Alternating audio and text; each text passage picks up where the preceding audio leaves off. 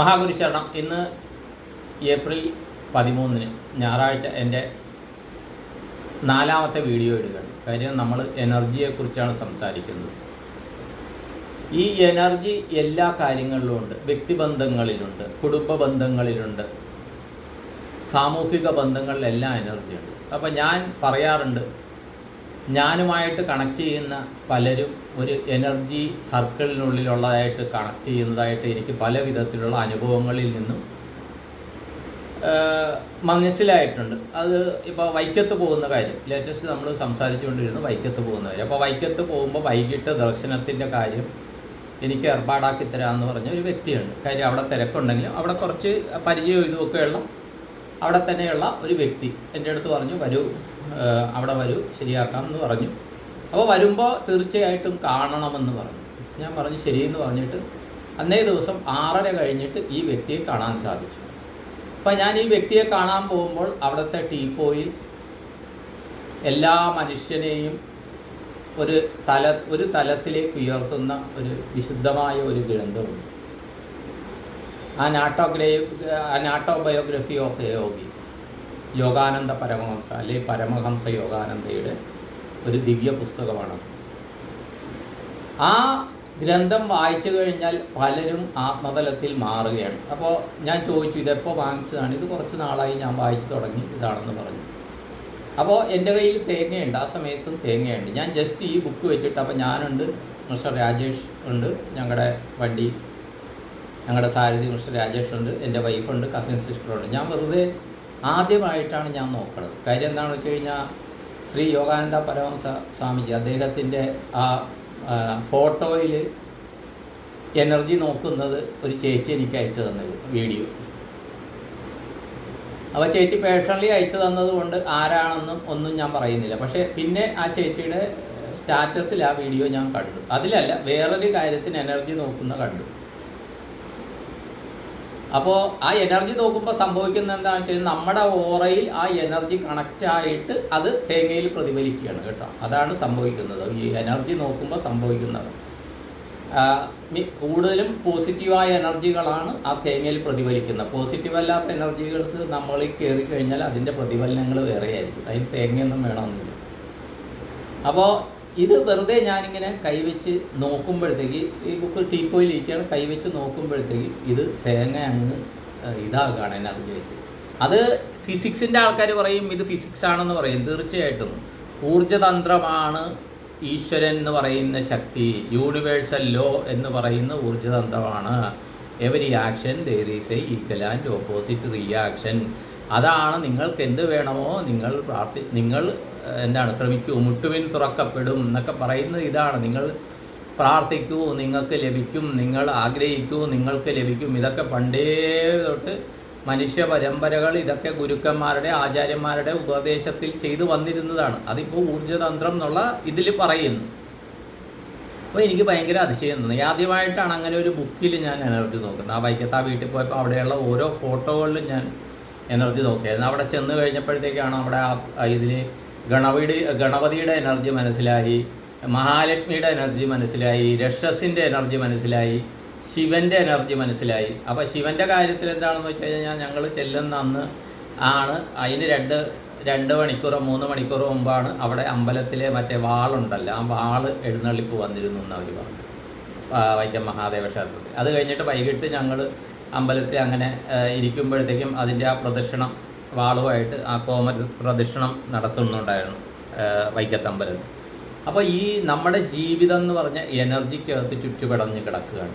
അപ്പോൾ കുറേ അധികം ആൾക്കാർ മഹാവതാർ ബാബാജിയുടെ ആ ഒരു എനർജി വലയത്തിലുണ്ട്. കുറേ അധികം ആൾക്കാർ, എനിക്ക് തോന്നുന്ന ഒരു 50 കോടി ആൾക്കാർക്ക് മേൽ കാണുമെന്നാണ് തോന്നുന്നത്. 50 കോടി ആൾക്കാർക്ക് മേൽ, 50 അല്ല, കാര്യം 100 കോടിക്ക് മേൽ കാണും. അത്രയാണ് ഒരു ഇത്. കാര്യം ഇപ്പോൾ ഈ 50 കോടി ഞാൻ പറയാൻ കാര്യം എന്താണെന്ന് വെച്ച് കഴിഞ്ഞാൽ കുംഭമേളയ്ക്ക് പോയ കണക്ക് വെച്ചാൽ കുംഭമേളയ്ക്ക് അതിലും കൂടുതൽ പോയെന്നാണ് പറയുന്നത്. 64 കോടി ആൾക്കാർ പോയിട്ടുണ്ടെങ്കിൽ പ്രത്യക്ഷമായിട്ടോ പരോക്ഷമായിട്ടോ മഹാവതാർ ബാബാജിയുടെ എനർജി വലയത്തിലുള്ളവരാണിത്. മഹാവതാർ ബാബാജി മുരുകൻ്റെ അംശാവതാരമാണെന്ന് പറയുന്നു, കൃഷ്ണൻ്റെ ആണെന്ന് പറയുന്നു, ഏതുമാകട്ടെ ഞാൻ നോക്കിയിട്ട് ഈ ഭൂമിയിൽ ആദ്യമായിട്ട് മനുഷ്യരൂപമെടുത്ത ഗുരു ദത്താത്രേയരാണ്. കാര്യം എന്താണെന്ന് വെച്ച് കഴിഞ്ഞാൽ അത്രി അനസൂയ ദമ്പതികളിലെ അനസൂയയെ പരീക്ഷിക്കാനായിട്ട് നാരദ മഹർഷിയുടെ ഉപദേശം കേട്ടിട്ട് അവരുടെ പാതിവൃത്യത്തിന് പരീക്ഷിക്കാനായിട്ട് ത്രിമൂർത്തികൾ ഭാര്യമാരുടെ ആവലാതി കേട്ടിട്ട് ത്രിമൂർത്തികൾ പോയി. എന്നിട്ട് പറഞ്ഞത് ഞങ്ങൾക്കിങ്ങനെ അവരൊരു സന്യാസികളുടെ വേഷം ധരിച്ചു പോയി എന്നാണ് പറയുന്നത്. ഞങ്ങൾക്ക് അപ്പോൾ അത്രി മഹർഷി അവിടെ ഇല്ല. ഇവർ ഭയങ്കര പാതിവൃത്യ ഭക്തിയുള്ള ആളാണ് അനസൂയ. അപ്പോൾ ഞങ്ങൾക്ക് ഭക്ഷണം വേണം എന്ന് പറഞ്ഞ്, ഉച്ച ഭക്ഷണം. അപ്പോൾ പറഞ്ഞ് ഞങ്ങൾ തരാമെന്ന് പറഞ്ഞു. അപ്പോൾ അവർ പറഞ്ഞ എന്താണെന്ന് വെച്ചാൽ ആവശ്യപ്പെട്ടത് ഞങ്ങൾക്കൊരു നിബന്ധനയുണ്ട് ഭക്ഷണം. അപ്പോൾ ഭക്ഷണം തരാമെന്ന് ആദ്യമേ പറഞ്ഞു കഴിഞ്ഞു. ഒരു നിബന്ധനയുണ്ട്, ഓക്കെ പറഞ്ഞോളൂ എന്ന്. അപ്പോൾ പറഞ്ഞത് എന്താണെന്ന് വെച്ച് കഴിഞ്ഞാൽ ഞങ്ങൾക്ക് ഭക്ഷണം വിളമ്പുന്ന സ്ത്രീ പൂർണ്ണ നഗ്നയായിട്ട് വേണം ഞങ്ങൾക്ക് ഭക്ഷണം വിളമ്പാൻ എന്ന് പറഞ്ഞു. അപ്പോൾ അവർ ഒന്ന് ആലോചിച്ചു. ഞാനിപ്പോൾ വരാമെന്ന് പറഞ്ഞ് അവർ അകത്ത് പോയി ഇത് ആലോചിച്ചു കഴിഞ്ഞപ്പോൾ ഈ ഒരു ആവശ്യം പറഞ്ഞ് അത്രി മഹർഷിയുടെ ആശ്രമത്തിൽ വരുന്ന ആൾക്കാർ നിസ്സാരക്കാരല്ല. കാര്യം അത്രി മഹർഷി അത്രയ്ക്ക് തപസിദ്ധിയൊക്കെ ഉള്ള ആളാണ്. അത്രി മഹർഷിയുടെ ഭാര്യ അത്രയും തപസിദ്ധിയുള്ള ആളാണ്. അപ്പോൾ ഇത് ചോദിച്ച് വന്നവർ നിസ്സാരക്കാരല്ല എന്ന് അവർക്ക് ദിവ്യദൃഷ്ടിയിൽ മനസ്സിലായി. അവർ വന്നിട്ട് പറഞ്ഞു, ശരി ഞാൻ തയ്യാറാണെന്ന് പറഞ്ഞു, നിങ്ങൾ റെഡി ആയിക്കോളൂ എന്ന് പറഞ്ഞു. ഇത് വന്നു, ഇവർ ഭക്ഷണം ഇരുന്ന ഉടനെ തന്നെ ഈ അനസൂയാദേവി കയ്യിൽ ജലമെടുത്തിട്ട് ഇവർ പാദ്യം നൽകും. ആദ്യം ഇത് കാലിൽ വെള്ളം തളിക്കും. ആദ്യം കാൽ കഴിച്ചു ഇങ്ങനത്തെ ഇവർക്ക് കൊടുക്കുമ്പോൾ കാൽ കഴുകി ചൂട്ടെന്നൊക്കെ പറയും. എന്ന് പറഞ്ഞാൽ കാലിൽ ജലം പാദ്യം സമർപ്പയാമി എന്ന് പറയും. പാദ്യം സമർപ്പയാമി, അർഹ്യം സമർപ്പയാമി, ആചമനം സമർപ്പയാമി എന്നൊക്കെ പറഞ്ഞാണ് ഇങ്ങനത്തെ ഈ ചടങ്ങുകളിൽ ഭക്ഷണം വിളമ്പുന്നത്. അപ്പോൾ ഈ പാദ്യം സമർപ്പിച്ച് കഴിഞ്ഞപ്പോൾ, ഈ കാലിൽ ജലം സമർപ്പിച്ച് കഴിഞ്ഞപ്പോൾ ഇവിടെ എല്ലാം ശിശുക്കളായി കഴിഞ്ഞാൽ പിന്നെ എന്ത് ചോറും കറി അമൃതത്തെ എന്തെന്നാ പിന്നെ വേണ്ടത് ഇവർക്ക് മുലപ്പാലാണ് വേണ്ടത്. കുഞ്ഞുങ്ങളായിരുന്നു ഇവർ. ഉടനെ തന്നെ ഈ അനസൂയാദേവി ഇവരെ മുലപ്പാൽ എന്ന് പറഞ്ഞാൽ അനസൂയാദേവിക്ക് കുട്ടികളില്ല ആ സമയത്ത്. അപ്പോൾ പക്ഷേ ഇവർ ആ ദേവന്മാരാണ് കുടിക്കുന്നതെന്നുള്ളത് കൊണ്ട് തന്നെ അവർക്ക് പാൽ കുടിപ്പിക്കാൻ സാധിച്ചു. അത് കുടിപ്പിച്ച് കഴിഞ്ഞ് ഇതൊക്കെ കഴിഞ്ഞപ്പോഴത്തേക്കും ഇവർ കുട്ടികൾ മതിയായി കഴിഞ്ഞപ്പോൾ പിന്നെ ദേവി പോയി ഇതായിട്ട് വന്നു, വസ്ത്രങ്ങൾ തിരിച്ചു വന്നു. ത്രിമൂർത്തികൾക്ക് കാര്യം മനസ്സിലായി. അപ്പോൾ പറഞ്ഞ് ഇവർ മാപ്പ് അപേക്ഷിച്ചു, ഞങ്ങൾക്ക് പറ്റിയ വിധമാണ്, ക്ഷമിക്കണമെന്ന് പറഞ്ഞപ്പോൾ അനസൂയാദേവി പറഞ്ഞത്രേ, ഓക്കെ നിങ്ങൾ ഏതായാലും എൻ്റെ കുട്ടികളായി എന്ന് പറഞ്ഞാൽ ഞാനൊരു മാതൃസ്ഥാനത്ത് കുറച്ച് നേരമെങ്കിലും ഞാനൊരു മാതാവായി നിങ്ങളത്. അതുകൊണ്ട് തന്നെ നിങ്ങൾ മൂവരും ചേർന്ന് എനിക്ക് കുട്ടിയായിട്ട് എൻ്റെ സന്തതിയായിട്ട് ജനിക്കണമെന്ന് പറഞ്ഞു. സന്തതിയായിട്ടോ ജനിക്കണമെന്ന് പറഞ്ഞത് ത്രിമൂർത്തികളുടെ അനുഗ്രഹം കൊണ്ടാണ് പിന്നെ ദത്താത്രേയ മഹർഷി ജനിക്കുന്നത്. അത്രി അനസൂയ ദമ്പതികൾ. ഈ ദത്താത്രേയ മഹർഷിയാണ് മനുഷ്യരൂപത്തിലുള്ള ആദ്യത്തെ മഹാഗുരു. അതിനു മുമ്പ് മഹാഗുരു എന്ന് പറയുന്ന ദക്ഷിണാമൂർത്തി സ്വാമികളാണ്. ദക്ഷിണാമൂർത്തി സ്വാമികൾ ഇരുന്നിട്ട് ഇവരെ എന്ന് പറഞ്ഞാൽ ദക്ഷിണാമൂർത്തി എന്ന് പറയുന്നത് ശിവൻ്റെ ഒരു രൂപമാണ്. അപ്പോൾ ഇരുന്നിട്ട് സനകാദികൾ സപ്തർഷികൾ പലർക്ക് പറയുന്നുണ്ട്, ഇരുന്നിട്ട് വിദ്യകൾ അഭ്യസിപ്പിച്ച് കൊടുക്കുന്നു ദക്ഷിണാമൂർത്തി.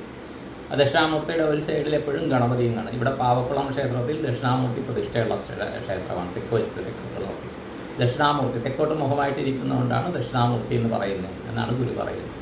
അപ്പോൾ ആ മഹാഗുരുവിൻ്റെ പാരമ്പര്യത്തിൽ ഈ ത്രിമൂർത്തികളുടെയും എനർജിയുള്ള ഒരു അവതാര പുരുഷനാണ് നാഗരാജ് എന്ന പൂർവാശ്രമ നാമമുണ്ടായിരുന്ന മഹാവതാർ ബാബാജി. അദ്ദേഹത്തിൻ്റെ വലയത്തിലാണ് ഒരുമാതിരി സ്പിരിച്വലുള്ള ആൾക്കാർ. ഇവർ തീർച്ചയായിട്ടും ഒരു വിധത്തിൽ അല്ലെങ്കിൽ വേറൊരു വിധത്തിൽ നാനാജാതി മതസ്ഥരാണ്. ദേശകാല വ്യത്യാസങ്ങളില്ല. ഇവർ ഒരു യോഗിയുടെ ആത്മകഥ വായിച്ചിരിക്കും. അതിലേറ്റവും രസകരമായ ഒരു കാര്യം എന്നാൽ ഈ യോഗിയുടെ ആത്മകഥ നമ്മുടെ ആത്മതലം മാറ്റും. പക്ഷേ അതിനേക്കാളും കൂടുതൽ അനുഭവങ്ങളിലൂടെ കടന്നുപോയ ആൾക്കാരുടെ ആത്മകഥകളാണ് ശ്രീ എമ്മിൻ്റെത്, സ്വാമി രാമയുടേത്, നമ്മുടെ ശ്രീ എം കെ രാമൻ്റെ സാറിൻ്റെയൊക്കെ അതിലും കൂടുതൽ അനുഭവങ്ങളിലൂടെ പോയതാണെങ്കിലും യോഗിയുടെ ആത്മകഥ എന്ന് പറയുന്ന ആ ദിവ്യഗ്രന്ഥത്തിന് എന്തോ മഹാവതാർ ബാബാജി, അദ്ദേഹത്തിൻ്റെ ശിഷ്യൻ ലാഹിരി മഹാശൻ, അദ്ദേഹത്തിൻ്റെ ശിഷ്യൻ യുക്തേശ്വർ ഗിരി, അദ്ദേഹത്തിൻ്റെ ശിഷ്യനാണ് യോഗാനന്ദ പരമഹംസർ. അപ്പോൾ അദ്ദേഹം എഴുതിയ ആ ദിവ്യഗ്രന്ഥത്തിൽ എന്തോ അത്ഭുത രഹസ്യം ഒളിഞ്ഞു കിടപ്പുണ്ട്. അത് വായിച്ചതിന് ശേഷം, അത് വായിച്ചെന്ന് പറയാൻ പറ്റില്ല, പാരായണം ചെയ്തതിന് ശേഷം ഓരോരുത്തരുടെയും ജീവിതത്തിൻ്റെ തലം മാറുന്നു, ഡയമെൻഷൻസ് മാറുന്നുണ്ട്. അത് ഇത്രയും പറഞ്ഞുകൊണ്ട് നിർത്തുന്നു. ഇന്നത്തെ എൻ്റെ വീഡിയോ കേട്ട എല്ലാവർക്കും എല്ലാവിധ നന്മകളും ഉണ്ടാകട്ടെ, എല്ലാവിധ സൗഭാഗ്യങ്ങളും ഉണ്ടാകട്ടെ, കുടുംബത്തിൽ സമാധാനം, സന്തോഷം, സമൃദ്ധി ഉണ്ടാകട്ടെ എന്ന് പ്രാർത്ഥിച്ച് സങ്കല്പം ചെയ്തുകൊണ്ട് നിർത്തുന്നു. നിങ്ങളുടെ സ്വന്തം Srinivasa Pai. All the best to all. Thank U.